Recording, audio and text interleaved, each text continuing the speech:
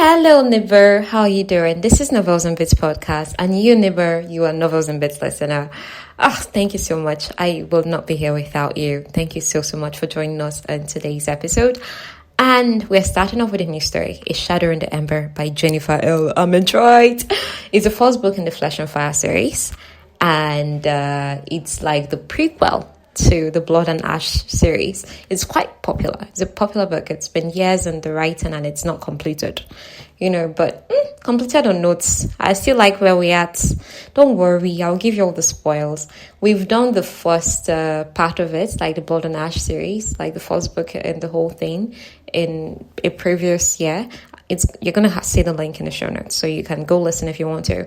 If you don't want to, it's okay. I'm just going to give you all the tea here, okay? So we'll just dive in. This event that are about to unfold is happening like 1,000 years or so before the event in the other one I've told before now, that the link is in the show notes. So that's about it. Again, the length of our podcast episodes right now are quite lengthy because I'm releasing this every other week because of all the things that I have going on, including especially marketing. And speaking of marketing, I'm going to announce a position soon in case you might be interested or any other person. Now, before we kick off today's episode, I want to shout out someone special. Fam Aguto Chukwu, thank you, sir. He is the very first subscriber in our Telegram community. Here's a message he sent me on 1st May 2024 that encouraged me greatly. At the time, I wasn't able to release episodes consistently, and he checked up on me to make sure the podcast would continue and that I'm well, obviously. Now, this is what he said. For someone like me that hardly reads novels, listening to your podcast is the same as me reading the novels myself. Safe to say you introduced me to a world of podcasts. Laughing emoji. That meant the world to me. God bless you. Okay, let's go.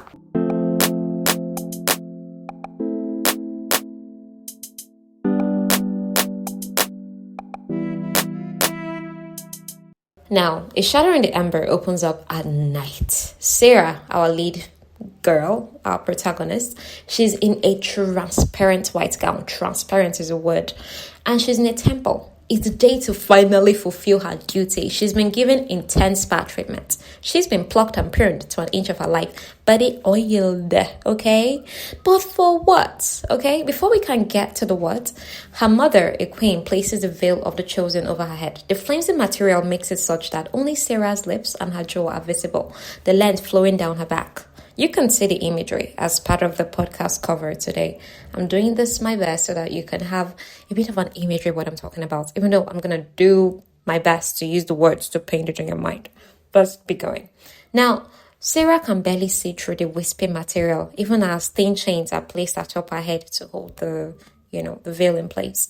You may not be chosen, but you were born into this realm, shrouded in the veil of the primals, a maiden as a fate promised. And you shall leave this realm touched by life and death. This is what Sera's old nursemaid Odetta had once said. Right now, Sera looks like the chosen. The chosen people are those taught sons and daughters born in a shroud, destined to serve the primal of life in his court. She spent her entire life hidden behind his veil, and even though she was born in a shroud and treated like most chosen in many ways, Sera is also the maiden, okay? In the first series, Blood and Ash series, we had Poppy the maiden. When we were like, oh yeah, the other maiden. Sera is that other maiden, okay? And spoiler alert, okay? Anybody? Spoiler alert. Poppy from the first book is like Sera's granddaughter, okay? So like I said, this is a series of events before that book. Now, the ascension of the chosen is the greatest honor bestowed on a mortal where people celebrate. But what Sera is about to do, no one in the kingdom knows about it, although it's for them that she's doing this. So now, her mom now says, Queen Caliphy, as I prefer to call her, you are ready, Princess Seraphena. Seraphena. The first she's referred to by her official title, by Queen Caliphy, who's only ever been a mother to her in name only. Now, Queen Caliphy remarried after Sera's father passed and has other children. Sera's nervousness comes. She has prepared for this her whole life. Queen Caliphy leaves. Sera is alone in the chambers. And then Tavius now enters and calls Sera little sister and comments on how still she is. So Sarah's like, who is this one calling sister? Her lip coils in barely contained disgust. Tavius is the son of the man her mother remarried soon after Sera's father died. He does not carry a drop of the Muriel bloodline. But because the people of Lasagna does not know of Sera's birth, because of that, Tavius is the heir. Soon he will be king. And that will be Lasagna facing a whole different crisis. Tavius knows of this deal. Now, what's this deal about? King Roderick, the first king of the Muriel bloodline and Sera's ancestor, made a desperate choice to save his people, and he damned Sera at the same time. Tavius is poking at that. Tavius is engaged to be married and promised his bride that he'll be gentle on their wedding night.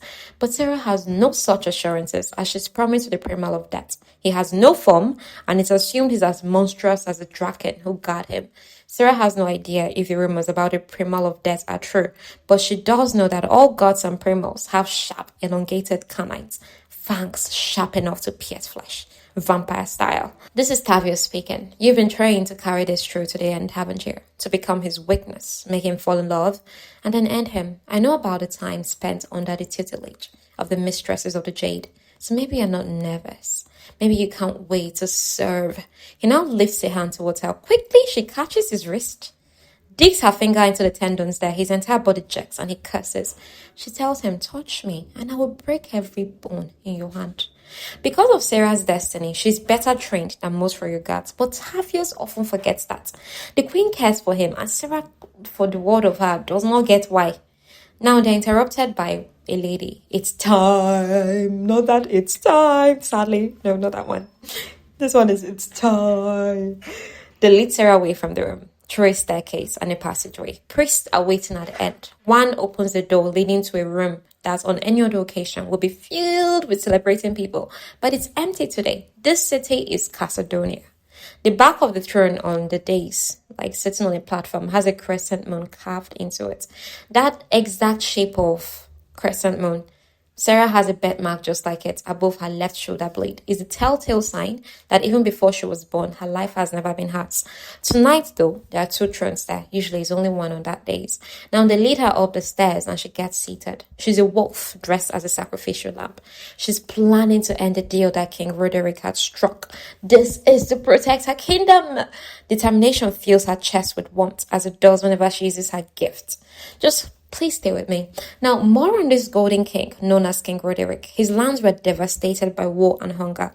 He cried out to a god for assistance, and it was the primal god of death that appeared. And when he granted King Roderick's request, this was the price the primal of death had requested: the firstborn daughter of the Muriel bloodline as his consort.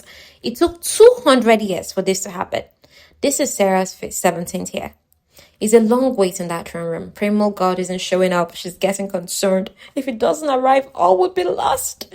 Everything he granted King Roderick would continue to come undone, and Sera's kingdom would die slowly at the hands of the rot.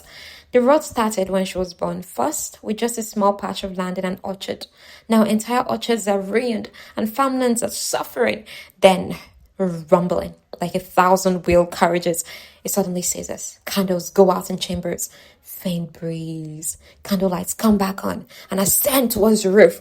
Her gaze fixes on the center aisle, where the very air itself splits open, spitting crackling white light. A mist sips out from the tier, leaking across the stone floor and seeping towards the pews. Tiny bumps erupt all over Sera's skin. The mist is primal magic. It's known as Ethor, a broad-shouldered man in a hood. She feels the intensity of his stare. She's scared that he knows of her true intention, but reminds herself, no way he possibly does. He appears in front of her with speed, like primal, magic and go. He informs her that he has no need for a concert.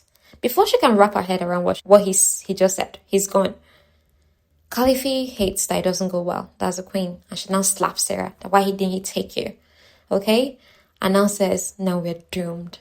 3 years later, Sera is 20. She's become the queen's handmaiden, aka servant. That's what the others in the palace know her as. She's no longer wearing a veil and hidden away, So she's known as the queen's handmaiden. The woman that does the queen's dirty laundry, dirty work now, like queen's henchman, queen's handmaiden. This is something also used in Blood and Ash for something similar like that. like women that run the queen's dirty errands. Okay, now if Vodina Isle's lord is pacing the great hall of Wayfair Castle and he's wearing an arrogant smirk. Wayfair Castle is a castle that Sera grew up in. You know, the castle at Casadonia. So if Vodina Isles is another kingdom. So a lord from there, like a noble person, he's just facing that great hall. He's wearing this arrogant smirk. Over his shoulder is a bull-up sack. So Queen Khalifa is now talking. I did not expect you to answer the offer our advisor made to your crown.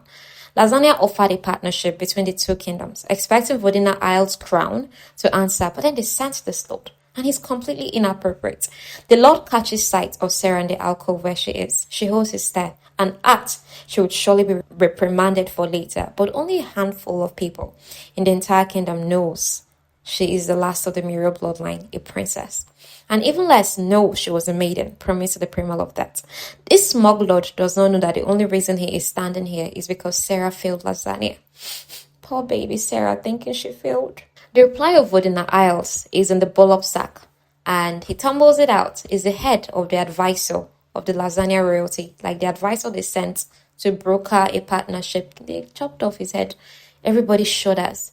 The man states no one wants a partnership with a fallen kingdom. But if that woman, Sera, that's what he points at, is thrown into the mist, it might be considered. After he leaves, Tavius, who would be drinking and whoring, he would not be here, states it's better if Sera is given to that man, as she serves some use that way. Sera's mother catches her eye. There's this silent communication that they get. So Sera understands. She slips away like the wraith most believe her to be. Now, trained assassin, proper. She often moves without making a sound. Now, the royal crest of this Wayfair castle, this Casadonia, a crown of gold leaves with a sword through the center. The crest supposedly represents strength and leadership. To Sera, it looks as if someone were being stabbed through the skull. Now, Sera heads towards the ship that would return to Vodina Isles. She knows the quick paths to travel. The man is still impudent when she gets there, thinking they either sent her to him after all, or she's here of her own free will. She finishes off the man after a brief fight, vandalizes the ship, and sets it sailing back. So it will get to Vodina Isles sometime as a message. Since failing the kingdom, they tried again when Sera was 18, when she was 19. And after 20 years, they stopped. Her mother used to spend a tiny measure of time with her, maybe one meal, question how her training is coming along, but no more. They used to deliver food to her room too, but that stopped. So Sera is forced to scavenge the kitchen for anything.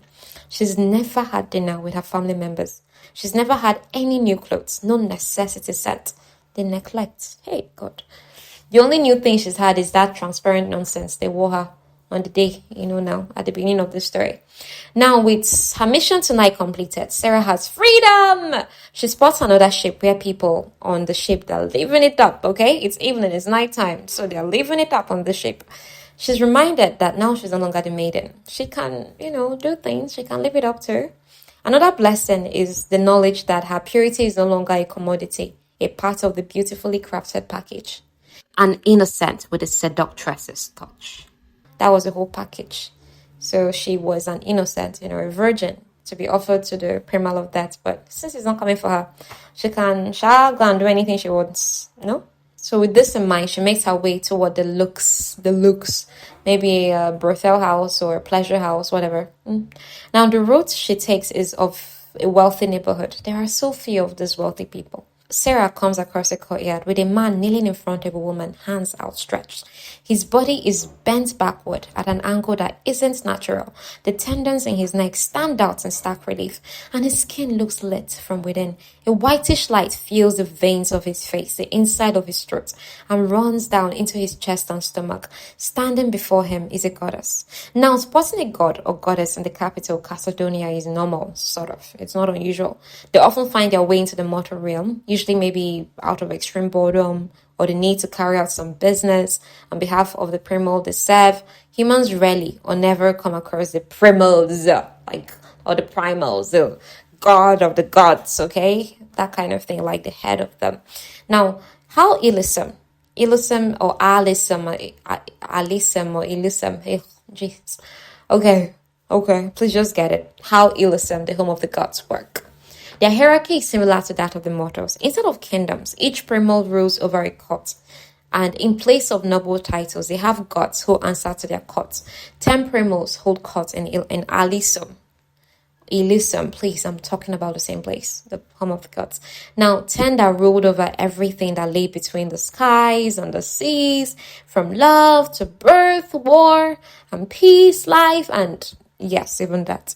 Now, the goddess uses the light, the ether, to finish off the man. A god comes out from the townhouse, a baby, limp in his hand, tosses the baby to the dead man's side. Sera, who usually feels nothing, she feels rage. Sera's blade is Shadowstone, and it can do serious damage to gods. Ever since Caliphate slapped Sera, that day she was first rejected, something in her has stopped caring whether she lives or dies. She steps out to act, like, do some serious damage. But a hand clamps over her mouth. The shock of being touched, because she's really touched, it makes her not react fast enough. And she's pulled back against a man's hard chest. The man now says, I wouldn't make a sound if I were you. He lifts her up as if she's light. She's not. She has some weight and she's tall. He carries her to a nearby tunnel and she is still pressed against his chest, like, backward. She can't move no matter how she tries. She's feeling panic. Okay? She's used to defending herself, being stronger. She's trying to find his knee. So she now runs her booted foot down his leg. But is that sensation of, ooh, is she trying to be sexy, Just try it. Try using your leg to run down from your knee down to your ankle. It feels good, yeah? So that's what she's just trying to do. She's trying to kick him. He's feeling like, ooh, what are you trying to do? Excuse me, dude. It makes her angry.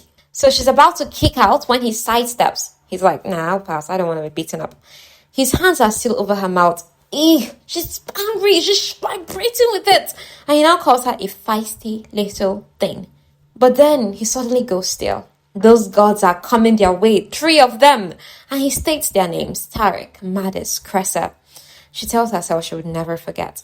Now, this person holding Sera asks her to promise not to do anything if he lets her go.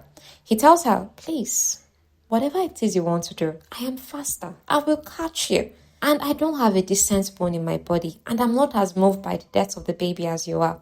So he lets go and she's attempting to pull out her dagger when he presses her up against a vine-covered wall and there is no space at all between their bodies. No one, not even her instructor, Sir Holland, has ever been this close. So he tells her, there's something I need you to understand. His whisper fills with tendrils of darkness. While I'm not suggesting you don't attempt to fight me, you do whatever you feel you need to. You should know that you will not win. Ever. He is really tall, really handsome, with silver eyes, and then she notices the light behind his pupils, the wispy tendrils of ether. You're a god. Anybody that has ether in their eyes that way, they are gods. They are not humans. She should run or submit. That's normal reaction. Most dangerous predator in any realm is a god. Yet, this guy looks just a handful years older than her, 20. There's this ether is swelling in his eyes. His gaze is uncomfortable. It makes her feel vulnerable. She's not used to being looked at like this. In fact, she wears hoodies when not around Caliphate, who now suddenly prefers Sera shows her face as a reminder of her failure. Now, growing up for 17 years, more than 17 years, Sera was always wearing veils as the maiden, as the chosen. But because they did not collect her again now, Caliphate is like, let us see your face. Remove all those things. I want to see your face. As per a punishment. So Sera, around her mother, around the queen, she would remove all those hoodies and co. But when she's not around her, hoodies back on, because that's how she's comfortable. Being Sera and being reckless, she asks, shouldn't you care about the death of innocents? Or does being a god excuse you? Remember he said that he's not like her, doesn't really care, So he now tells her, those 3 will pay for what they've done. You can be assured of that. The 3 gods in question, they're coming through the tunnel. Sera and the god before her, they get into a position of lovers with her tie around his waist. His face is close and his mouth is brushing against the side of hers. It is so rare that anyone gets this close to her and allows their skin to encounter hers. The times she's been up to stuff, those people were strangers, nameless, and the things between them were brief. This god demands that kiss. She doesn't like being told what to do. But Shisha knows it makes sense to do that in this scenario, so they do. She bites down on his lip. He deepens the kiss. His fingers coils into her hair, surely loosening the pins, keeping her breathing place. She doesn't care that he's kissing her like he wouldn't allow a single part of her mouth to go unexplored, as if he'd been waiting for ages to do this. Her hands on his chest, round his neck, in his hair. The three gods pass, and they are still on it. It's a god who, he backs away, presses his forehead against hers for a moment. She notices, wait, why am I bleeding on my finger? So she tells him, it's very inappropriate to take my blood when I don't even know your name. So he now asks her, that was the only inappropriate thing about what just occurred? She's like, well, no, there was a whole lot of inappropriate in there. Right now, she sounds like her granddaughter, Poppy. The person we've done her story before now. She asks him, why did you stop me from getting myself killed? He tells her that he doesn't go around hurting people. He's not like those three. Then she now asks him, the god that walked past, he couldn't stand to you? He shakes his head, no. So Sera is like, oh, this guy must be very powerful, because she's read that only the strongest can hide their presence from other gods, very much like a primo. He turns from her and now tells her he should go home. She asks him, are you going home? And she feels dread, like I should not be asking the god this kind of things. How dare I? But he answers her and says no, that he's not going. So she starts walking away from him. She's not going home either. That's what she throws back. It feels good to be the one who doesn't look back, and somehow it feels wrong to walk away from this person that she doesn't know. Now, Sera's mission is a townhouse where the murders happened. Nobody was left, they just killed people, but there are no bodies there. Okay? And gods usually leave bodies behind for an example. So what's with this one? What's this new style? There is sooty ash on the ground where the body was, and then the god approaches, the one that Sera just left in the tunnel. He followed, but he's so silent, it startles her. And as soon as he's within her sphere again, there is this feeling of rightness that returns to her chest. They go into the house investigating. He leads the way. He is so tall, he makes her feel small, and she hates it. Now, they both go separate ways to look, around the house, cover the area. She finds rooms, one belonging to a man based on the wardrobe contents, and then the nursery with the baby's crib. Apart from the fact that a mortal and a primal cannot make a baby, Sera's entire mission didn't have any room for it. Sera believes the baby is truly innocent and relies on everyone around it, including the gods, to keep it safe. To Sera, killing a baby is unforgivable. I feel the same way. I mean, I've been so in my feelings today about babies and dogs and pets. And I'm like, oh, look how precious they are. How can you hug them? No. I've been in my feels about it today. So yeah, I feel Sera. And with this, the back of her eyes are burning with tears. And she's thinking to herself, yeah, in as much as a child was never in my future, nothing ever I considered. But if it ever happens I have a child, or if any descendant of mine were harmed, I would burn through both realms just so I can flay the skin from the body of the one that hurt them. And Sera keeps her promises, especially this kind. Because the things that happen in Blood and Ash, with her descendants being hurt, Sera really took back her pound of flesh. I'm so proud of her, the pain she went through as a mom and everything. But yeah, well, we'll get to all those good stuff. This is her history. Next, Sera comes across a woman's room. She's like, okay, these two people must not have been married, because if they were, they would not be sleeping separately. The god is leaning casually against the door and tells her that he found sooty ash in the kitchen, just like the one she found outside. Ether was used to kill the people. Okay, so the ether is what caused the sooty ash. The woman was killed in the kitchen. So they don't get why. Why were they killed? They decide to check out the study. And while checking it out, Sera just says absent-mindedly she'll be in the veil, as for the woman that was killed would be in the veil. And the veil is the territory within the Shadowlands, where those who had earned peace upon death spent an eternity in paradise. So the god now says if that is where they went, Sera's heart stutters. So if it's not the veil, is it the abyss then? That's the hell version of the Shadowlands. Now, sadly, they're not able to find a reason why these people were murdered. The god notices Sera's frustration. The god has been tracking the gods who did this. It's not the first time they've done something like this. So he tells her in the last month, they've killed at least 4 others like this. They took some of the bodies with them, and a rare few were left behind, but with not a single clue as to why. 7 mortals so far have been killed, and one was even the god's friend, all of them from Lasagna. Most were in the 2nd and 3rd decades of life. 2 females, 4 males. This baby is the only one that, the god knows that they've killed. They've never killed one as young as this child until tonight. The god wanted to catch them in the act, take one prisoner and chat, That's torture. But Sera happened. He informs Sera she's to be done with this case after tonight. She disagrees. Tells him that he has no control over her life. That's not exactly true. Because gods have more authority than kings, who are actually mere figureheads. And all primals, all gods, they answer to the king of gods, the primal of life. So Sera now insists, I'm not scared of you, which leads him to caging her to the side. Somehow she pulls the Shadowstone dagger against his throat. Their conversation reveals that it's rare for Shadowstone to be in the mortal realm, as it can mortally wound mortals. Once it gets in contact with their blood, he distracts her by mentioning the kids. Then he whips out the dagger out of her hand so fast. And she's like, that was unfair. He now tells her, and you, Lisa, you are very brave. Me, Lisa. You, Lisa, is the language of the gods that the writer adopted. Now, he now asks her, what makes you so foolishly brave? She rambles when she's nervous, and she now gets angry when you tell her what to do. That's what she can say. Before he leaves, he informs her, I'll be watching you.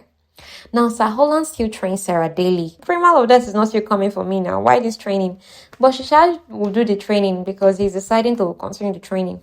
She's practicing throwing at a target and evading attacks blindfolded. This is going to come in handy. In between, Sir Holland brings up how she should stay away from antagonizing Tavius. Remember Tavius, the stepbrother? Apparently, Tavius should have ascended the throne, but the princess is to wed got sick and return to her kingdom for treatment. Sir Holland believes Sera has a hand to play in it. Definitely. Also, Sera beat up Tavius for treating his horse badly. Yeah, people who treat their animals badly, they deserve to be beat up. Sera has been off lately, and Sir Holland wants to know why. She never told him what the Primal of Death said to her years ago. In the whole, I have no need for a consult. That's what the Primal of Death told her. Now, because she hasn't told anybody that, if she had told them that, they would not have kept someone in again and again. Because of this, Holland still believes that the Primal will come for Sera. Okay? That he's probably waiting for her to grow up. Not knowing he said that he has no need for one. Not he's waiting. Now, the rot is still spreading, and the only way to stop it, as far as they all know, is to kill the Primal. And even if she was already taken, the rot will still continue for a while before Sera can actually make the kill. A god can be killed if their brain or heart is destroyed by Shadowstone and paralyzed by it if the blade is left in their body. But a primal is different. Destroying their heart or brain would only injure them, not kill them. It would weaken them, but not enough to make them truly vulnerable to Shadowstone. But they can be killed by love. Sera has found out about the murdered family, the Kazin siblings. Their parents passed away a year ago. No one had anything bad to say about them. The man, the Kazin man, was even a god. Sera believes the rot is her fault. Sir Holland is like, I think not. People have been going to the temples, pleading with the gods not to be wrathful. Sera believes the fault should be placed on the crown. I mean, nothing was done to plan for the worsening weather and soil. They knew a day like this would come, when the day would be up. They knew. And they didn't have storage houses or other backup plans. No. Even Joseph of the Bible planned for the famine. All the crown did was place their eggs in one basket. That basket was Sera, that she would kill the god and they would have their continued prosperity. Haba. As a young girl, Sera had asked her nurse, Odetta, if her mother was proud of her. The nurse said, child, the fates know you were touched by life and death, creating something that should not be. How could she be anything but afraid? As per Mama is afraid of you. Caliphate. Holland informs Sera, you're a warrior. Sera has no other skill sets apart from fighting and living gracefully. Remember, she's trained to be graceful and also trained to be assassin. That's her only skill set, which is actually look creative, depending on the areas you find yourself in, okay? And Sera also has no confidant, no company. Once when Princess Maria, that is her stepsister, and Holland were busy, Sera took a sleeping draft. She slept for 2 days. No one checked on her. She considered taking more of that sleeping draft to unalive herself. It gives her chills to remember that she dealt with depression that deep, that she considered, that measure. Sera is also having bad headaches, like her mother. And Sera does not think she's just a warrior. She thinks she's going to be a martyr. Because even if she does wind up killing the Primal of Death, she would not survive. I mean, his people, everybody would kill her on the spot, okay? So everything she's doing, it's not like, oh, I'm doing it so I can now live my life. No, at the end of the day, she sure knows that what is waiting for her is death. She's not going to survive. Now later, Sera goes to see Odette, that's nursemaid now. And Odette at this point is old and frail and dying, waiting to pass into the veil. Sera is not ready to lose this woman, who although did not cuddle her, was more a mother to her than Caliphate. Now, Sera tries to use like her gifts on Odette, but Odette stares and wants her off. Odette says, please, I've warned you against using these gifts so that you don't catch the primal of death's attention. When Sera was upset, she failed because the primal of death didn't take her as consort. Odette said, death wants nothing to do with life. None of you can be surprised. Sera asked a question concerning something Odette said many years ago, that Sera was touched by life and death. What does it mean? So Odette, she replies in the way they used to reply in books, only the fates can tell you. Sera sneaks into her mother's chambers, knowing that her mother is at brunch. She's there to see her bedfather's portrait. He died days after she was born. The image of him is captured in such detail, as though he's standing before her in white and plum robes. The golden crown of leaves resting upon her, the color of the richest red wine.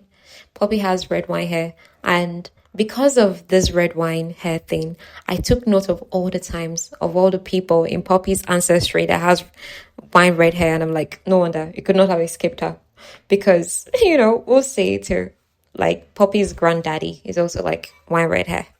This king now that Sera is looking at is like Poppy's great grand. Somehow the artist captured the lack of life in Sera's father's eyes. He seemed haunted.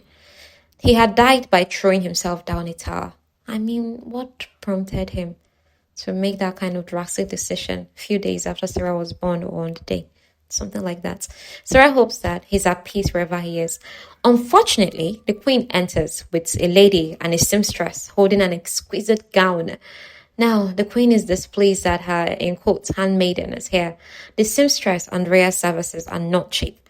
The gown that the queen is having made for her can feed dozens of families or the orphanage for months.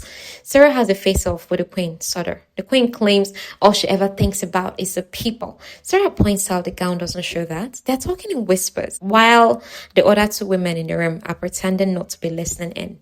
So the queen is now saying, I wouldn't need to keep up appearances and spend coin on yet another gown if you had fulfilled your duty now, would I? No more rot, no starvation. The queen is pained that she's called the beggar queen by kingdoms that once begged her for an alliance. Sera says, if begging for alliances is such a step down for you, you could always do what the Golden King did. Then you can continue standing by while everyone else cleans up whatever mess there may be. So the queen is angry and now says, one day that mouth of yours is going to get you in the kind of trouble you won't be able to talk your way out of. Sera goes, wouldn't that make you happy? To this, Khalifa is like, leave! So Sera is annoyed enough that she leaves the palace grounds entirely. She has no real direction where she's headed, but let her just get away. Now she gets to a hilly quarter of town known as Stonehill.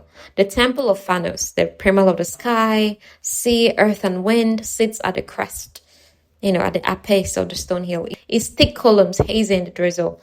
That's where Sera realizes she's headed. She can see the entire kingdom normally from the temple stairs. Now she's passing a certain street when warmth pours into her chest without warning. It's pressing against her skin. Her steps falter on the obnoxiously steep hill. The tingling warmth cascades down her arms. She sucks in a sharp breath as her heart bangs against her ribs. That feeling, that's death, very recent death. She traces that feeling and sees Madness, one of those murderer gods from the other night, coming out of a home and walking down the street. Clutching the stone dagger, she wants to race after him and end him possibly, but the Silverite god and his words keep replaying in her head. What drowns out that fear and pushes you to run so eagerly toward that? So that makes her hesitate, and Madness gets away. She follows that warmth feeling to the front of a house with a sign, Joanna's Designs. It is that same seamstress that brought the gown for her mother earlier. And Sera discovers her body. Dark veins stain the skin of her arms, neck and cheeks. Her mouth is open as if she were screaming, and the flesh is singed and charred, as is the area around her. And another thing, the eyes are gone. They were burned out, the skin around them charred in a strange pattern, reminding Sera of wings. Soft stir of air is the only indicator that someone else is there. And next thing, there is a hand on her wrist. The first thing Sera does is she stabs at the chest, a few inches from the heart of whoever this person is. Strike first, see who later, smart girl. But then she looks up. The silver-eyed god! Oh boy, he would kill her for sure now. She backs away. He now says, yet again, you enter the home without taking a moment to see if you are truly alone. The eater is swelling wildly in his eyes. He now tells her, that was incredibly reckless. Don't ever do that again. She's not like, I just stabbed you in the chest, and that is what you have to say. He's like, no, I was getting to that. Apparently, when she stabbed him, she must have pulled out the blade immediately because the wound on his chest closes up so fast. She only has a dark stain on her dagger as proof that she actually stabbed this person. And she tells him that she's sorry. But shouldn't he have announced his presence? He fires back. Shouldn't she look before stabbing? He moves fast, grabs the dagger blade first, and uses ether. But the shadow blade, the handle, or the weapon, it crumbles. And this is a weapon that was secured for centuries, and it's just boom, gone like that. Oh my god. Sera thinks he's gonna make me go in that manner next, and she shuts her eyes. But instead of pain, she feels rough parts of his fingers trailing over her cheeks, stopping just at the corner of her lips. He now asks, what truly scares you, Lisa, if I don't? This is the second time he's calling her that, Lisa. She does admit she's afraid, but he knows it's only on a superficial level, not the kind of fear that shapes a mortal, changes who they are, and guides what choices they make. He continues touching her, and it feels right. She thinks something was wrong with me. When he asks how she came to be there, how did you know to come to this place? She can't tell him the truth now, that she felt death happened. Nah. She just explains that, that god from that other night, I saw him leave the house, and I thought I should check it out.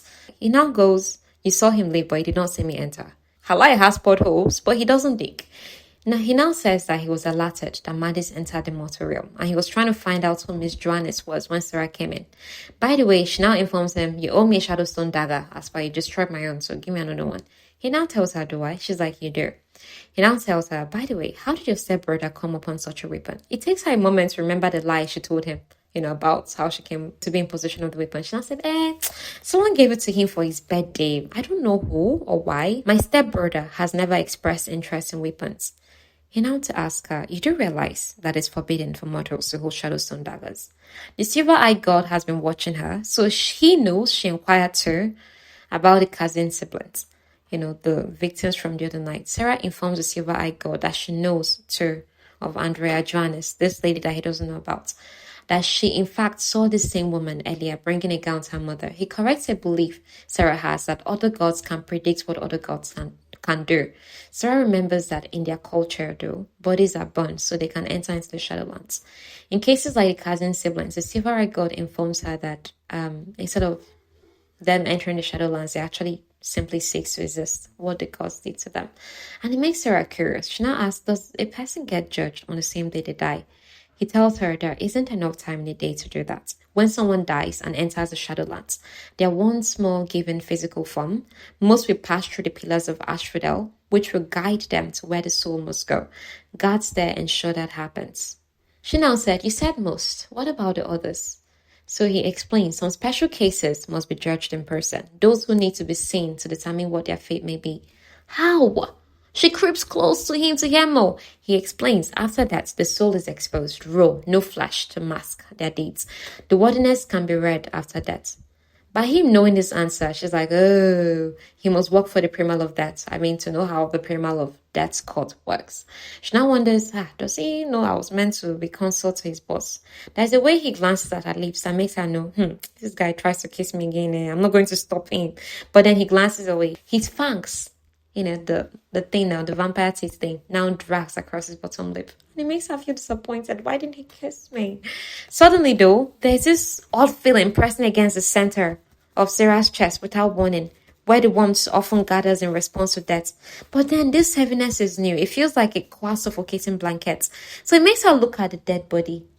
She notices a strange scent of lilacs. Stale lilacs that are, rotted. It's familiar, but Sera can't place her finger on it. But she does notice the corpse, and she now asks the god, did you move her legs? The god now asks, why would I do that? She's uneasy.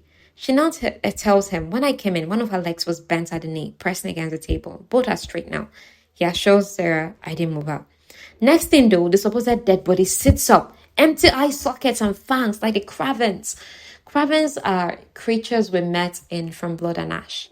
Okay, there are these beings that used to be human beings, but they were turned by the ascended. Okay, the ascended ones that turn them into those cravens. When they drink for them, so they're monsters, monstrous, and that's what they made this young woman, this innocent young woman. So it comes for Sera, who has no weapon, but the god pushes Andrea back. She quickly crouches and comes again. He has the sword he brought with him. He uses it, stabs her through the heart, and her body folds, becoming nothing, just disappears. Only her clothes are left. Even the god doesn't know what this one is. He's never seen anything like it before. Madis did something else. So that makes him say, I must go. He wants to go and, investigate more. He now tells her, you should too, Lisa. She now asks him, hey, this Lisa have been calling me since. What does it mean? The god doesn't answer for what feels like a small eternity. He now says it has different meanings for different people, but all of them mean something beautiful and powerful. The next day, Sera is training with Sir Holland when Princess Esmeria, the short form of this is Ezra, Princess Ezra, comes there seeking Sera's assistance. Apparently, her ability to make food disappear from the kitchen without anyone's notice is needed to feed orphans. But once the two ladies are by themselves, that's Sera and Princess Esmeria, Ezra informs Sera that's not a real reason. The truth is, an abusive husband and father needs to be checked. His daughter got away barely. She's recovering, and the young son is still at his wickedness. Not Mercy, the younger sibling of that recovering girl. So the man has already turned his young son into a pickpocket. He forces women into sex. The man, has an establishment at the, in quote, slums. Sera changes to a gown. She's not afraid of blooding. Like, she's not worried that I'll get blood on this. Because anytime she goes for missions like this, usually fights break out, blood is spilled, and not hers. Okay? So the whole plan is that Sera is going to go to this man's establishment to pretend that she's seeking employment. So Sera also pretends not to notice Ezra avoiding skin contact with her. I told you, people don't... The shock she felt when the god touched her ankle. People don't touch her. They don't come in close proximity with her, okay? Even Ezra, as friendly as these two sisters, half-sisters are, they're avoiding skin contact. Or rather, stepsisters. Now, Ezra notices the gown that Sera is wearing that is stopped at her calves. It doesn't go all the way down like a lady's dress. It's not Sera's gown. So it now makes Ezra now say, hey, Sera, if you need gowns, I have some. Sera stiffens. That self-consciousness of, oh my God, no. I don't want to borrow your gowns. I don't want to wear your gowns. So she declines. Ezra describes that Noel's offices have red shutters. His son's name is Nate. Sera finds Noel and one of his girlies standing beside him, outside of the establishment. This girlie looks like abused. When Sera walks up asking for employment and Noah invites her in, the girlie is shaking her head at Sera like, don't do it. Sera just smiles at the girl and goes in. Noah harshly orders the young son, that is about 5 or 6 years old, to go into one of the empty rooms and remain there. Sera could have finished him quickly, but she takes her time, letting him look his fill at her stretched chest before ending him with a slash across his throat. He's as bad as the murderer gods. When his body goes down and the warmth gathers in her chest, she stares at his still form, knowing fully well she cannot do it. But why would she ruin her walk? She finds Nate. She's gentle and promises to bring him to his sister. There are signs of abuse all over him. Sera gives the girlie, the one outside, North's coin purse. That's bad, girl. Take. She rejoins Ezra in the carriage. Ezra now admits, I'm a little scared of you. Sera replies, I know. She's a proper assassin. In the night of the same day, Sera visits the Dark Elms, a haunted forest. She's heading to her lake for respite. All these things happening. Thoughts are running through her head. In the last 3 years, she's killed 14 people. They were all as unworthy as herself. They were abusers, murderers, rapists. Death would have found them eventually. But it's still bothering her. She's interrupted when a Kiyu wolf runs across. Now, this Kiyu wolf is massive. She hides because the wolves are not known to be friendly and she doesn't want to lose a body part. Also, that wolf must have strayed close to the wall because an archer shoots an arrow at it and is bleeding out, dying. Sera refuses to watch it go like that. She approaches, she pulls out the arrow and acts. Is what she did in the band when she was 6 years old and realized that Butters, their old band cat, had died. It was the same thing she's done only a few times since she's learned what she could do. She sinks her hand into the blood-soaked fall. The center of her chest strums, and the dizzying rush floods her veins to spread across her skin. Heat flows down her arms. It feels like exposure to open flame. She simply wishes for the wolf to leave. Her gifts allows her to sense that a death has just occurred, like with Andrea. And it also brings back the dead to life, but not like what was done to the seamstress. I mean, they come back normal. The wolf gets up and she falls on her rear, like, yo, and she holds up a hand defensively, expecting the wolf might attack her. The wolf simply licks her hand and goes on its merry way. She hopes that it doesn't encounter any more danger. Sera has only used her gifts on wounded animals, never on humans. It feels like she will cross a line if she uses it on a human. And she doesn't know why she has this link, this life link, linked to the primal of life coolest, whereas she's promised to the primal of death. It's crazy. But was that what Odetta had meant when she claimed the array? Array means fates. Said that Sera was touched by both life and death.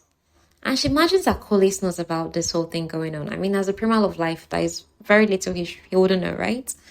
Now, Sera was only 6 when she used her abilities for the first time, and Caliphate warned her against it. It was Sir Holland who sat her down and explained, and now says, what you can do is a gift, a wonderful one that is a part of who you are. And he even said in kneeling so that he and young Sera were at eye level. That's so cute. But he explains it could become dangerous for you if others were to learn that it could possibly bring back their loved ones. It could anger the gods and primals for you to decide who should return to life and who should not. It is a gift given by the King of Gods, one that should be held close to your heart and only ever used when you're ready to become who you are destined to be. Until then, you are not a primal. Play as one, and the primals might think you are. And Sir Holland is the only person who's ever called her gifts, the things she can do, her abilities, a gift. By the lake, Sera removes her clothes and slowly walks into the cold water so her body can gently adjust. She doesn't fear water, but she's careful of deep areas. And that's why she doesn't explore beyond the waterfall, because she cannot swim. Somewhere along the line, Sera senses, I'm not alone. And that's highly unusual because most people are scared of the dark elms. But someone is here and the person is watching her. So she now demands, show yourself. It's a silver-eyed god. Oh, look at that. And he comes out from beneath the curtain of the waterfall. She's smart he's here. And he now asks her, and why would I not be allowed to? Because it's private property, Sera says in her defense. He asks her, is it? Amusement creeps into his tone. I was unaware of any land prohibited to a god. She's not like, I imagine that there are many areas that will be off limits to anyone, including a god. He now tells her, what if I told you there aren't, as well? I'm not prohibited from going anywhere. She's like, I'll be thoroughly irritated to learn that. A low chuckle rumbles from him. He now says, so fearless. Either way, she's of the opinion that although he did arrive first to this lake, he could have announced himself, so she wouldn't have stood there. And he now completes it like a goddess made of silver and moonbeams. She blushes, like, oh, he's saying this. Anyway, she wants him gone. But for him to go, he has to pass through where she is, and both of them have no clothes on. She's noticing his body, at least the part that the water is allowing her to see, his upper torso, including the tattoos on the side of it that runs as a line. She's noticing their pattern. She shouldn't ask what they represent, but she does anyway. And she now tells him, I've seen tattoos on the backs of sailors before. Is that what this is? She's like, how have you seen those tattoos on those backs of sailors? His insinuation makes her blurt out, hey, I wasn't up to any naughty thing. I'm a princess, So it's this reckless back and forth where his calmness annoys her and she's blotting things. He now tells her, you're unexpectedly outspoken. I'm not sure how you can be expectant of anything as we don't really know each other. I mean, she answers him, okay? As for his name, he asks her to call him Ash. His head suddenly snaps in the direction of the shore. He now informs her something is coming. He's dressing up and she sees his back. There are more tattoos. In the center of his back is a circular twisted swell that grows larger, lashing out to form the thick tendrils she saw reaching around his waist to flow along the insides of his hips. There isn't enough light for her to make out what makes up the swelling design, but she has never seen any sailor with a tattoo like this. Again, her curiosity stares, what kind of tattoo is that? He now explains, one that is inked into the skin. You should get dressed. I won't look, I promise. I mean, they need to dress her because something is coming. She's obeying when there are sounds in the night. He asks her to pull out a dagger and he reaches for his sword. She's not like, you're a god. Do you really need a sword? Ash eyes her and now explains, there are all manner of things that I can do and try. Things I'm sure you'd find as equally interesting as I find your bravery, he's flattered. But just because I can do something doesn't mean I should, he finishes. The things that come out from behind the trees are a nightmare. Sera is only wearing his shifts. That will be very distracting to Ash in the best way possible throughout this fight. Now, the skin of these things that come out, the nightmares, their skin holds the waxy pallor of death, scalps bare of hair, eyes, endless black pits, and mouths are all wrong. It's stretched too far across the cheeks, as if someone carved out a wider smile for them, Joker style. And that mouth appears sun-shot, like the shadow priest is sun-shot. So she unsheaths a blade and now asks, what are they? There are 6 of these things. They are called grimes. And these ones in particular are called hunters. Ash moves fluidly, slicing through necks, and the things dissolve into nothing. The smell of steel lilacs. Sera discovers early on that you end them by offing their head or aiming for the heart. These hunters are holding shadowstone swords. Sera kicks out at one and stabs its wrist. It drops its weapon. She seizes it. The wrist starts healing, stitches on the creature's mouth, splits open, and serpents pour out. Eek! She hates serpents so much. She's able to incapacitate the hunter, and the serpents disappear too. They're done finishing off hunters when she sees one wayward serpent. In trying to get away from it, she's like, stumbling. She falls, hits her head, and passes out. Ash is with her when she awakes. His features are fuzzy at first, but slowly the striking lines and angles become clearer. She focuses on the indentation in his chin, saying now that is a scar on a god. How does a god get his scar? She calls him beautiful. It's the first nice thing she's ever said to him. And, she must have hit her head hard. He encourages her not to move too quickly, so her head remains nestled on his thigh. She's not asking him more questions about the grimes. But they were once mortal, right? How did they end up like that? Why the serpents? Why were their mouths stitched like the priest? So he starts explaining there are 2 types of grimes. Do you know this? The pronunciation of this might not even be grimes at all. It might be gimes. But I'm just going to keep saying grimes. Okay? If we get the correct pronunciation, I'll use it next episode. So there are 2 types of grimes. These were mortals who had summoned a god. In exchange for whatever need or desire they had, they offered themselves for eternal servitude. Why do I want to be in eternal servitude for one figure like that? Okay, I never been in a desperate position like that though. Now, once they died, that was what they became, grimes. So she now asks, why the stitched mouths, the eyes? So he explains, supposedly, it's done so they are loyal to only the god or primal they're in service to. Then she now asks him, are they priests grimes then? Apparently they are, but they still have their thoughts. So she now asks, you said there are 2 types of grimes. He explains, those who offer the eternal servitude in return are typically known as hunters and seekers. Their purpose is usually to locate and retrieve things. There are other classes of grimes, dozens really, but those are the main ones. Ash's finger moved over her collarbone in a slow, idle circle, startling her. Then there are those who enter servitude as a way to atone for their sins in lieu of being sentenced to the abyss. It is not eternal. For them, it is for a set amount of time. They are usually known as sentinels, who are in a way soldiers. The priests fall into that category, into that group. So they are appeasing for their sins. They are more mortal than the first group in the sense that they have their own thoughts. Now, what happens if they turn to ash like the hunters did? For those who are atoning for their sins, it depends on how long they've been in service. They may return to the primal of God they serve or choose to go to the abyss. The hunters, they return to the abyss. Those hunters were sent by gods disgruntled with Ash for whatever reason. It's not often that Ash is in the mortal realm. As the hunters, if they don't return to the god who sent them will know they actually found Ash. Randomly, Sera wonders how old Ash is. He looks as though he's in his early 20s. He now answers, I'm older than I look. I'm probably younger than you think. He lets her in on his secret. Most primals are not as old as mortals think. And that makes her have so many questions. He replies they cannot be answered now. So he's insinuating, oh yeah, I'll answer later. And that makes her giddy. There's usually never a later to look forward to.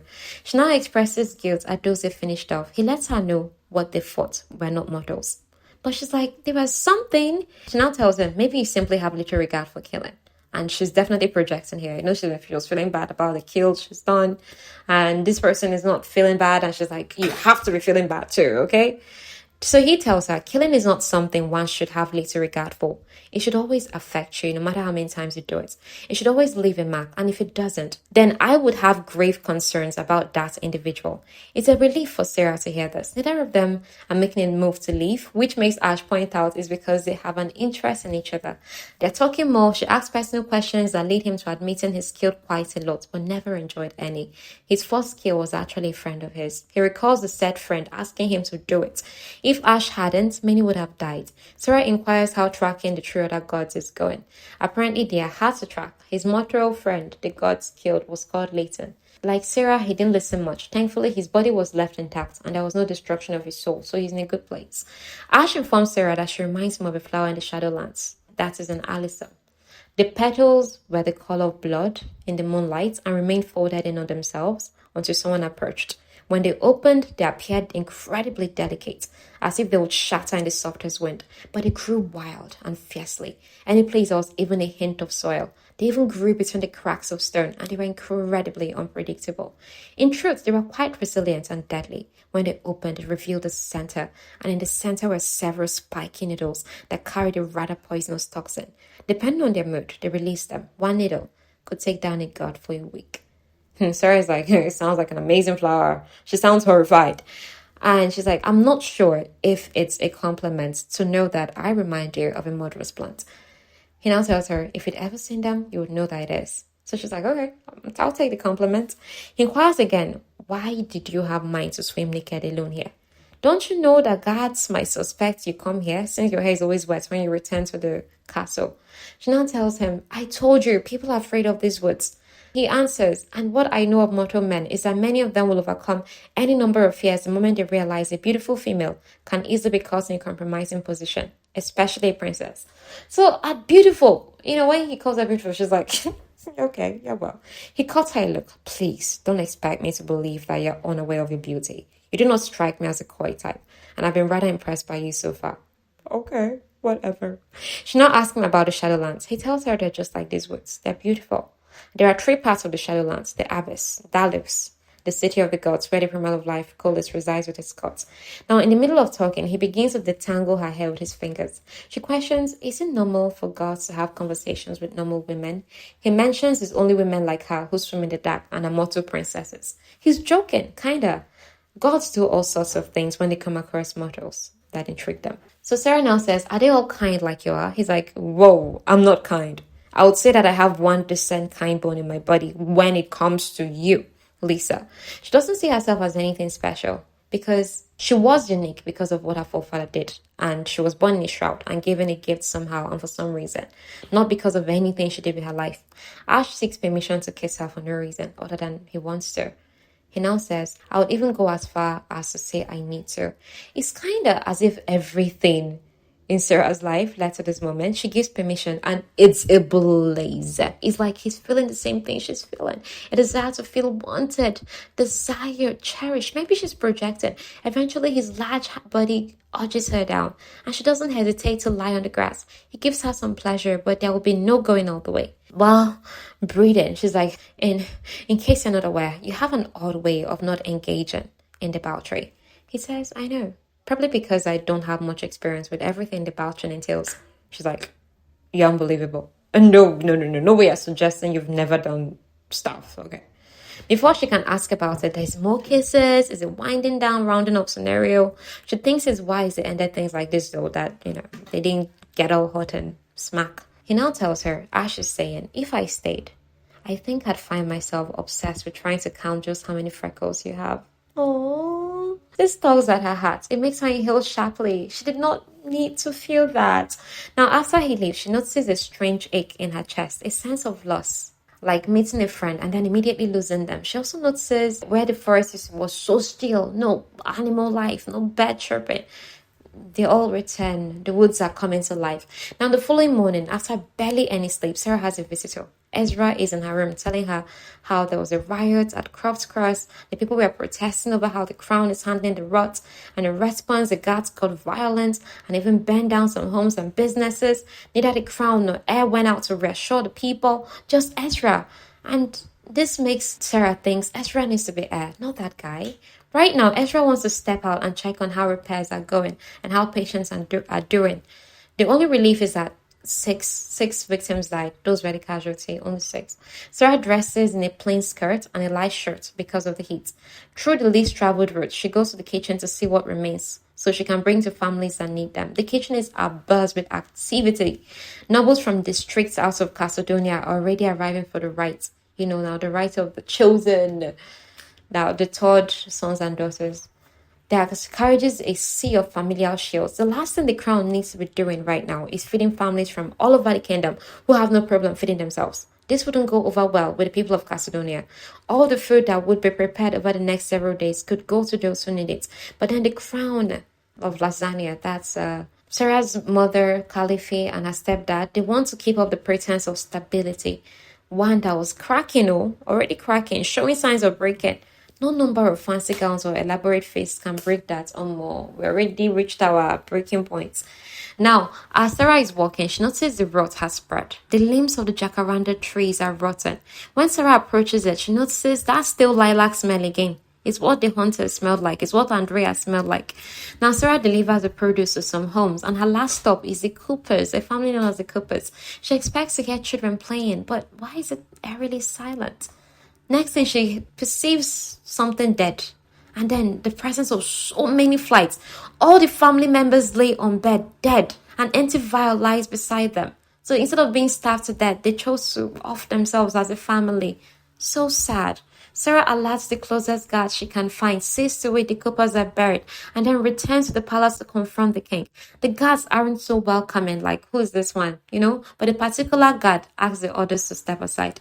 The king is with Tavius, who is eating dates. Sera is of the opinion that the crown can feed people as much as possible so they don't resort to the Coopers method. The king informs her that there are people not willing to work and only want to take. And if the crown tries to keep feeding everyone, we will go broke. Sera gets into an argument with Tavius, who's determined to point out the cost of everything. If you've done your duty, everything will be well. The king now asks Tavius to go. Sera is shocked. She's normally the one they ask to leave. Tavius throws a ceramic plate at Sera. By reflex, she blocks it. It hits her arm and falls to the ground where it shatters. She gets a bruise from this. King now orders both of them to stop and for Sera not to give Tavius another black eye, or else she'll be locked in her chambers for a week. Honestly, that would drive Sera crazy. Okay, being locked up. Tavius now promises retribution. After he leaves, the king says Tavius is worried about the situation and that's his way of expressing it. Sera knows Tavius, that he's only worried about how things affect him. About the rot, the king says we just need time. Weariness clings to the king's stone when he sits back in his chair. We only need to wait and the rot will be fixed. It will all be fixed in time.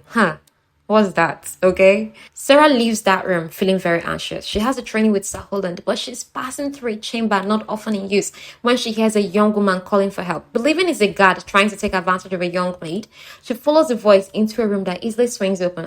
That's strange. Normally they will barrage the door now, barricade it. But a young woman is kneeling in the middle of the room. Once Sera kneels beside her, the servant apologizes. Appears Sera walks into a trap. 3 guards were paid coins to finish her off. They locked the door. The fight is not as neat as Sera would have preferred, but it ends with the guards dead and her on her feet. Unfortunately, she doesn't get the name of who ordered the kill, but she suspects Tavius. Now, people turn the door lock. They push into the room. The first person Sera notices is a tall man, and he is golden skin all over. He has blue eyes with faint swelling ether in them. So this person must be a god. Sera hides the dagger and claims that she found the guards like this. This is how I found him. Her mother is just upset about this thing, and the god grins like, okay, this entertaining girl. The following afternoon, Sera is hanging up linens with Ezra at the healer's place. There are still dozens who require healing after getting hurt in the protests. Han and Esmeria get to talk about the guards incident. Calafi mourned the loss of her carpets as well. When Sera killed those people that were coming to kill her, their blood spilled onto the carpets. And that's what Calafi mourned. Califi, Sera's mother. She didn't even ask Sera, were you injured? Ezra asked about, this bruise on your arm, Cole. That's the one that Tavius gave her when he threw ceramic at her. Ezra does not think that Tavius has anything to do with this hired guard. So why is that? Tavius has no money. He has tried to borrow from Ezra. So Ezra explains he spends whatever he has on Miss Aneka. So who's Miss Aneka? She's a recent widow who Tavius has been having an affair with. Ezra thinks her brother was born evil. She also feels Sera in on the god she saw. So Callum, that's the golden god she saw, okay? Apparently he's from the court of Dalus. That's the primal of life's court. As Maria notes, I imagine it has something to do with the upcoming rites. Well, that makes sense, that a god will come around to help them. But Sera cannot remember a time before now when a god from the court of Dalus came to the castle. Now, a strange man decked out expensively arrives there at Dahila's center. And that's odd. So Sera approaches him, and there is Ito in his eyes that tells her, this is a god. She instinctively starts bowing, something she's never even done towards Ash. But this person, this god, stops her. He's Ector, and he's here to deliver a box to her. He leaves quickly, and she's carefully opening the box, afraid of what it might contain. She sees a dagger on cream velvet.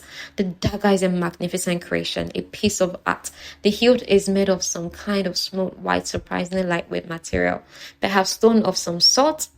The pommel of the hilt is carved into the shape of a crescent moon. It's her first time receiving a gift. There are tears in her eyes. She knows it's Ash that must have sent this.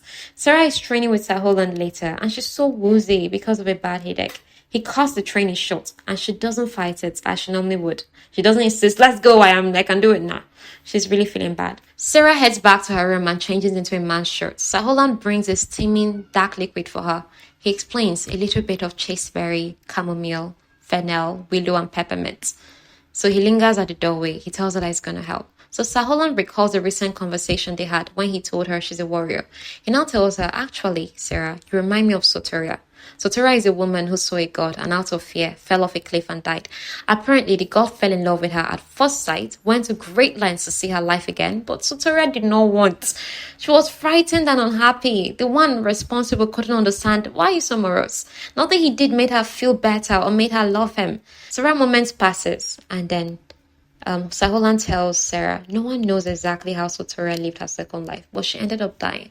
Some say she purposely fought back until the end to have a life of her own choosing, something like that.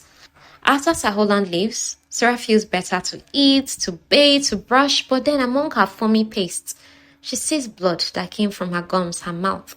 Yeah. Oh, Sera attends the rites at the Sun Temple. You know, they've been preparing for all this right now. It's packed with important people. That same place 3 years ago that she came to at night, that it was empty, you know. Sera is recognized as the queen's handmaiden. Everywhere is full of people. She stands at an alcove. So standing at that alcove where she lowers her hood as far as she's showing her face, Sera is reminded that many rich people are the reason why this less privileged to get by. Somebody like Lady Rosaline, she used to send food for the children under the care of the Ladies of Mercy. Lord Malvern Faber, that's Marisol's father. Marisol is Ezra's very close friend. They also kind of have a romantic relationship. That Lord, Marisol's father, has opened his home on more than one occasion to shelter others when fire or rain damage their homes. There is also Lord Cariel Gavlen, who sits behind the crown with his daughters. This man still pays harvesters, even though they have not been able to work the same amount of land. So Sera sees the royal family seated. The queen leaning towards Ezra, smiles, they even laugh. They are adorned in jewelry. It makes Sera wonder, how different would my life have been if I was not born a maiden? Would I enjoy a mother's attention?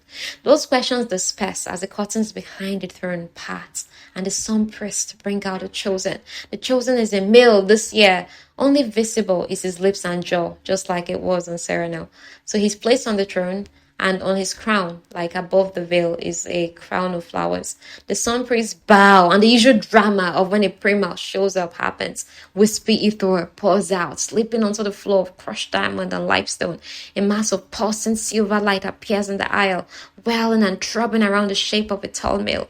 People bend to the knee. They bend the knee. This is Colas, the primal of life. He is golden-haired and skinned, much like the god Callum from his court. He is tall and broad-shouldered. His clothing is white and sparked with embers of gold. Sera's attention snags on the golden band, encircling one heavy bicep. Ash has one like that, but it's silver. Colette finds the chosen worthy, and that makes Sera feel one kind of way. Like, why wasn't she found worthy, by the primal of death? And for some reason, Colette glances in the alcove where Sera is standing at, and her gift pumps. She believes that her gifts came from him now. Later, people are celebrating, but Sera feels restless back at Wayfair Castle. She's in the garden. Ezra finds her there. Her gown is stained in blood. Ezra now tells Sera, I need your help. Ezra and her childhood friend Marisol, they were retrieving a young child from an alley next to a bar. They do all this heavy charity work. And a sudden commotion made the little girl get scared. She ran back into the bar, and Mary went after her. Mary for short for Marisol. And then Mary got caught in the middle of a brawl and got very injured. So Sera sees Mary is dressed as a man, inside the carriage, dressed unconscious. Mary is inside this carriage and she's already dead. So Ezra knows that, and she brought Mary to Sera because she remembers what Sera did for Butters, the cat, when they were children. The said cat did die less than half an hour later by the queen's orders because Tavius reported what Sera did. So even at that young age, Tavius was such a devil. Haba, a cat passed. Young girl accidentally brought it back to life and you went to report so that they'll kill it. Haba. Because mother killed the cat out of fear, as per let it not be known that you can do this type of thing. But other animals that Sera has touched, apart from the cats through the years, as far as she knows, they used to live, or maybe they will eventually die from something else or from old age. Bringing an actual human being back to life is a line Sera didn't ever want to cross. But Marie is not just anybody to Ezra. There are more. And in as much as Sera cannot relate to being in love, she admires what will make a person do anything for the other person. Okay? Marie died during a trip to the healer. So Sera touches Marie right now. Light flows from Sera. That's ether. Visible ether. And it's the first time Sera is seeing it work like this. Normally, nothing might happen. She can just touch the person and they will get up. That means the thing flowed invisibly. But now she's seeing the light actually enter the person. You get? And Marie wakes up. The only thing Sera wants is that Ezra should never mention it to Marie that she helped her come back to life or to anyone else. Ezra now calls Sera a blessed, and not just because of her gifts alone. Sera is walking back to her chambers and she's feeling one kind of way. She's feeling like, I just played Primal. That night she cannot sleep. So many thoughts. And when she finally does, it's fateful. She wakes up later than she would. And there's an unusual sight. Tavius is in her room. Haba. So let her reach for her dagger underneath her pillow. It's gone. And this is the same dagger that Ash gifted her. Somehow, Sera was too deep in sleep to hear Tavius come close. He backs Sera down into the foam, presses his elbow down on her neck. Hey, Jesus. His elbow on her neck. Haba, trying to cut off her oxygen, he now tells her that he's king, as his father passed in his sleep. And now he's demanding respect from her. Let her know that he has sent Saholand to Vodina Isles to negotiate peace. That's a death sentence. Knowing fully well that Vodina Isles would likely cut off Saholand's neck. And he did this because he knows Saholand is on Sera's side. You get? Tavius has always hated Sera because she has a stake to the throne as the last of the Muriel bloodline. Sera swears that Tavius would never be her king. And Tavius is like, oh, you just said that. Okay, that's the opening I need to charge you for treason. Now, outside Sera's door, there are guards, particularly those ones that refuse her entrance into the king's room that day. And in fact, one that hated her particularly is holding an arrow pointed at Sera's chest. Sera is cornered. They lead her away to the main hall, where on the king's throne there is a white cloth and flowers to symbolize his passing. In that main hall is also a breathtaking detail of a statue of the primal Colis. The heavy soul Caligay and the armored plating shielding his legs, they look real, as do the knee-length tunic and the chainmail covering his chest and torso, all carved from the palest marble. He holds a spear in one hand and a shield in the other. The warrior, the protector, the king of the primals, gods, and mortals. Even the bones in his hands and the coil to his hair. All these things were captured in astonishing detail, but his face is nothing but smooth stone. It's unnerving, same as when you see statues of the primal of death. They don't depict the facial features. They push Sera down there, these guards. They make her kneel there. They bind her arms, and Tavius holds a whip. Nothing about his eyes is warm or humane. He now says, just like you should have been broken the night you filled the entire kingdom, but you would learn today. Icy fire fills Sera's vein. She is so angry. She tells him, I'm going to kill you. She barely recognizes the voice that comes from her as her own. She tells him, I will slice the hands from your body and then carve your heart from your chest before setting it on fire. I will watch you burn. Tavius' pupils expand. He's like, you stupid bitch! And Sera laughs. And that laugh feels ancient and endless and not hers. Tavius hears it too. There is fear in his eyes. There is doubt for just a second. But then his lips now curls into a sneer like, you won't be doing anything, sister. I doubt you won't be able to speak your name by the time I'm through with you. You'll be broken. You respect me. He whips her 1, 2, 3 times. He's silent in the hall. Just Tavius and his guards. That maid that called for help, that time now, just earlier before, was present, but then they discharged her when they started this their evilness. Queen, Khalifi and Ezra, they rush in, demanding to know what's happening. Tavius doesn't care. But then, rumblings, as it happens when a primal wants to appear. A blast of thunder shakes the entire great hall. Someone cries out. Delicate flutes left behind on trays and tables explode. Chairs topple. Tables shatter. Plaster falls from the columns and walls as crack rakes up the pillars. A gust of icy wind whips through the great hall. The air is charged with power. Faint mist seeps out from the fissures in the floor. Ether. Eventually, there is a tall form, but he's shrouded by shadows. There are only 10 beings in either realm that are powerful enough to tear open the realms. Okay? A primal. And it makes no sense who is standing there. Ash. I mean, the Ash that she knows that she was on the lake with the other day, okay? In Sera's eyes, he's like the brightest star and the deepest night sky given mortal form. And he is utterly beautiful in this form, wholly terrifying.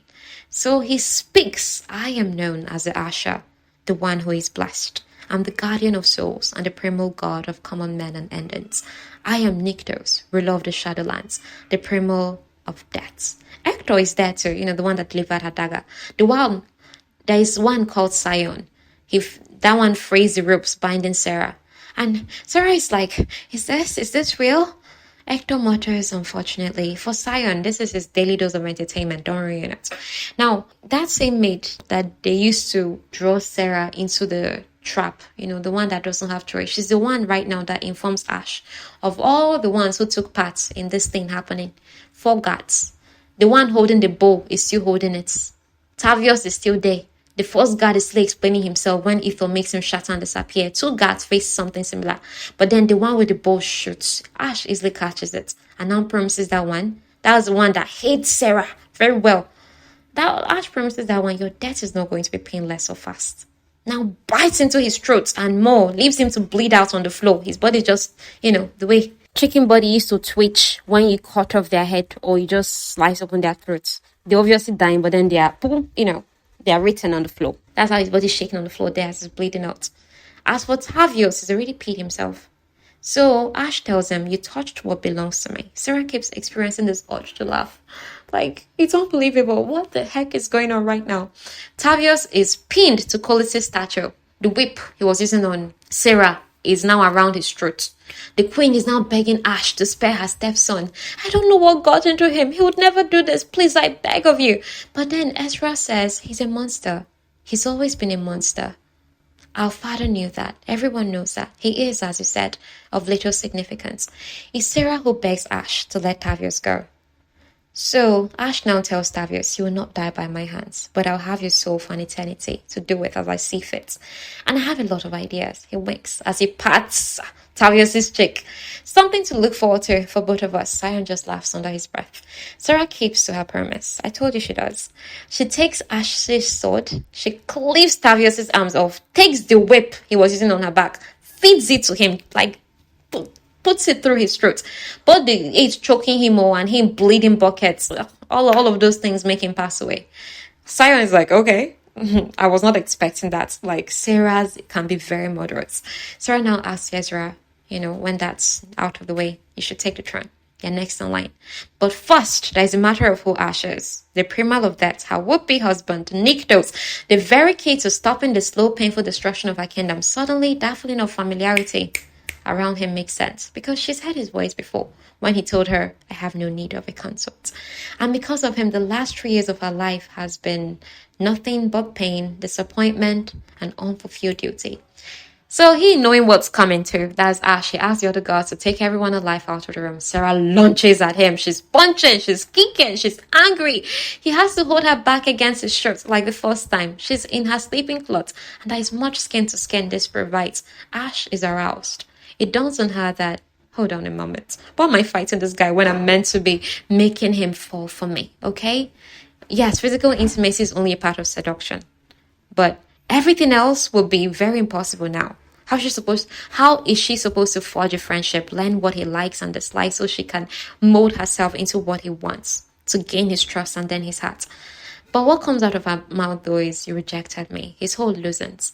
And she now says, and worse yet, you didn't even realize who I was, did you? A wake of tingles erupts as Nyktos' arms slide away from her. Right now, he's Nyktos to her. He's no longer Ash for now. He now tells her, I always knew who you were.